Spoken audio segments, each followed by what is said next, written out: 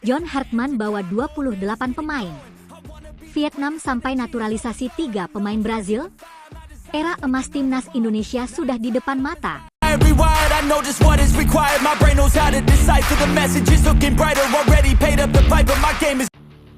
Bayangkan jika semua kabar yang sedang ramai beredar ini benar, maka untuk pertama kalinya dalam sejarah, seluruh Asia Tenggara benar-benar dibuat waspada oleh timnas Indonesia. Bahkan sebelum bola pertama di Piala AFF bergulir, aroma ketakutan itu sudah mulai terasa. Negara-negara pesaing mulai bergerak. Mereka mulai menyusun strategi baru. Mereka mulai mencari cara agar tidak tertinggal dari Indonesia. Dan yang paling banyak menjadi sorotan adalah Vietnam. Kabarnya, Vietnam sampai harus menambah kekuatan dengan menaturalisasi 3 pemain asal Brasil. Sebuah langkah yang dianggap sebagai bentuk keseriusan menghadapi persaingan yang kini jauh lebih berat dibanding beberapa tahun lalu. Pertanyaannya, sebesar apa sebenarnya kekuatan timnas Indonesia kali ini? Dan apakah ini benar-benar menjadi awal era emas Garuda? Inilah yang akan kita bahas sampai tuntas. Jika melihat perkembangan sepak bola Indonesia dalam beberapa tahun terakhir, memang sulit untuk membantah bahwa perubahan besar sedang terjadi. Dulu Indonesia hanya dianggap sebagai tim pengganggu. Sekarang situasinya berbeda. Negara-negara ASEAN mulai menghitung Indonesia sebagai kandidat juara. Bukan karena kebetulan, tetapi karena kualitas skuad Indonesia benar-benar berubah. Mulai dari banyaknya pemain diaspora yang bermain di Eropa, komposisi pemain muda yang semakin matang, mental bertanding yang meningkat, sampai kualitas permainan yang jauh lebih modern dibanding beberapa tahun lalu. Kini Indonesia bukan lagi tim yang hanya mengandalkan semangat, tetapi juga memiliki kualitas individu yang mampu bersaing dengan siapapun. Ramai diperbincangkan bahwa pelatih baru, John Hartman, membawa sebanyak 28 pemain untuk menghadapi turnamen. Jika benar demikian, ini menunjukkan bahwa persaingan di dalam skuad Garuda sendiri semakin ketat. Tidak ada lagi istilah pemain inti yang aman. Semua harus bekerja keras. Semua harus membuktikan kualitasnya. Karena sedikit saja lengah, posisi mereka bisa langsung digantikan pemain lain yang kualitasnya tidak kalah hebat. Justru kondisi seperti inilah yang selama ini diharapkan para pecinta timnas. Persaingan sehat, skuad yang dalam, pilihan pemain melimpah, dan setiap pertandingan dimainkan oleh pemain terbaik. Di sisi lain, Vietnam juga tidak tinggal diam. Mereka sadar bahwa Indonesia hari ini bukan Indonesia 5 tahun lalu. Tim Garuda berkembang sangat cepat. Apalagi setelah banyak pemain keturunan bergabung dan memperkuat hampir semua lini permainan. Mulai dari lini belakang, lini tengah, hingga lini depan. Indonesia kini memiliki keseimbangan yang jauh lebih baik. Karena itulah, jika benar Vietnam menambah pemain naturalisasi asal Brasil, langkah tersebut tentu menunjukkan bahwa mereka juga ingin menjaga level persaingan. Sebab mereka tahu, menghadapi Indonesia sekarang tidak bisa hanya mengandalkan nama besar masa lalu. Harus benar-benar siap. Yang membuat para pendukung Indonesia semakin percaya diri adalah kedalaman skuad. Jika dulu kehilangan satu pemain inti bisa menjadi masalah besar, kini situasinya jauh berbeda. Indonesia memiliki banyak pilihan. Satu pemain cedera, masih ada pemain lain dengan kualitas hampir setara. Bahkan beberapa pemain yang duduk di bangku cadangan justru bermain di kompetisi luar negeri. Inilah kemewahan yang dulu hanya dimiliki negara-negara besar Asia. Sekarang Indonesia mulai memilikinya. Tidak heran apabila banyak pengamat menilai Indonesia menjadi salah satu tim paling menarik untuk disaksikan di Piala AFF nanti. Permainan cepat, tekanan tinggi, serangan balik mematikan, dan kemampuan bola mati yang semakin baik. Semua itu menjadi senjata yang bisa membuat lawan kesulitan. Bahkan jika melihat antusiasme para supporter, atmosfer sepak bola Indonesia sedang berada pada titik terbaiknya. Stadion selalu penuh. Media sosial dipenuhi dukungan. Nama pemain Indonesia mulai dikenal di luar negeri. Dan setiap pertandingan selalu menjadi perhatian besar. Inilah energi yang bisa menjadi tambahan kekuatan bagi Garuda. Namun perjalanan menuju gelar tentu tidak akan mudah.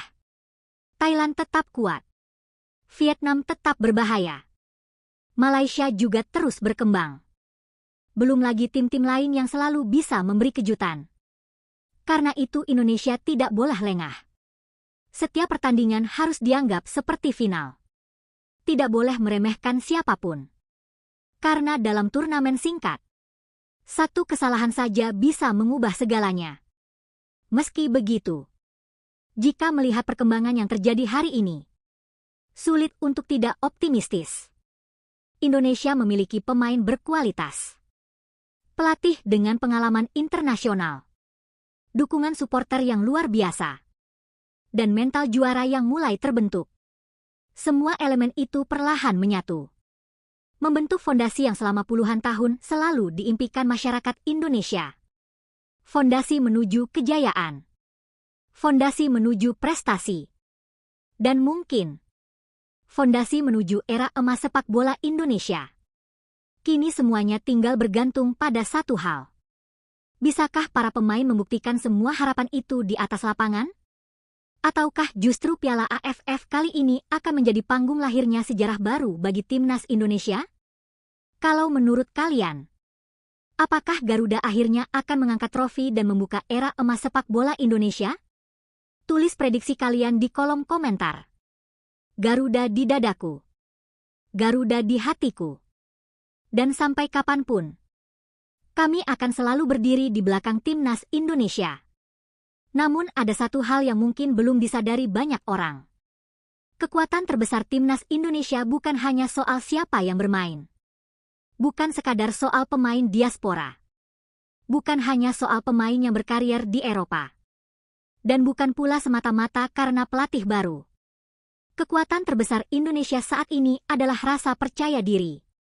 Sesuatu yang selama bertahun-tahun terasa begitu sulit dimiliki. Dulu, setiap kali bertemu Vietnam, Thailand, atau bahkan Malaysia, banyak pendukung Indonesia yang diam-diam merasa cemas. Takut kalah. Takut mengulang kegagalan. Takut kembali menjadi bahan ejekan. Tetapi sekarang, situasinya berubah. Sekarang justru negara lain yang mulai menghitung setiap langkah Indonesia. Setiap pemanggilan pemain menjadi berita. Setiap pertandingan uji coba menjadi perhatian. Setiap perkembangan skuad Garuda selalu dibahas oleh media di kawasan Asia Tenggara. Itulah tanda bahwa Indonesia tidak lagi dipandang sebelah mata. Indonesia kini menjadi ancaman nyata. Dan ancaman itulah yang membuat lawan mulai bergerak. Mereka tidak ingin tertinggal. Mereka tidak ingin kehilangan dominasi yang selama ini mereka nikmati. Karena mereka tahu, jika Indonesia benar-benar menemukan permainan terbaiknya, maka siapapun bisa menjadi korban. Banyak orang mungkin masih mengingat bagaimana Indonesia beberapa tahun lalu selalu kesulitan ketika menghadapi lawan yang disiplin. Penguasaan bola sering kalah. Lini tengah mudah ditembus. Pertahanan mudah panik. Penyelesaian akhir juga sering mengecewakan. Tetapi perlahan semua kelemahan itu mulai diperbaiki. Hari ini Indonesia memiliki pemain yang lebih tenang saat menguasai bola. Lebih berani membangun serangan dari bawah.